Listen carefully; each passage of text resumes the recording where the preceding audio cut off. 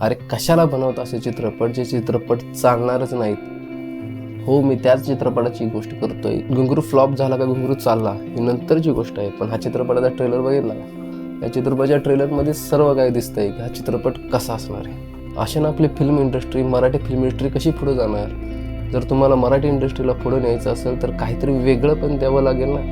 आता या चित्रपटाचं प्रमोशन फक्त गौतमी पाटील आहे म्हणून जर तुम्ही करत असाल तर हा चित्रपट चालेल का नाही ह्या मोठा शंका होती ना. या चित्रपटाचा खर्च 1.5 कोटी आहे, त्याचा आउटपुट आहे का याचाही अभ्यास केला पाहिजे ना. कारण हा चित्रपटाचा ट्रेलर बघताना असं कुठेही वाटत नाही की हा चित्रपट आहे, कुठेतरी वेब सिरीज बघित असल्यागत वाटतं. याच्यापेक्षाही भारी शॉर्ट फिल्मवाले कदाचित करत असतील. माझी मराठी चित्रपट डायरेक्टरांना किंवा मराठी प्रोड्युसरांना विनंती आहे की चित्रपट करताना किमान असा चित्रपट करा की पब्लिक थिएटरमध्ये आकर्षित होईल. असे चित्रपट करू नका की मराठी चित्रपटाचा विश्वास तरुण मुलांचा उडून जाईल. जर तुम्ही गौतमी पाटीलचे फॅन असाल तर तुम्ही एकदा चित्रपट हा बघाच.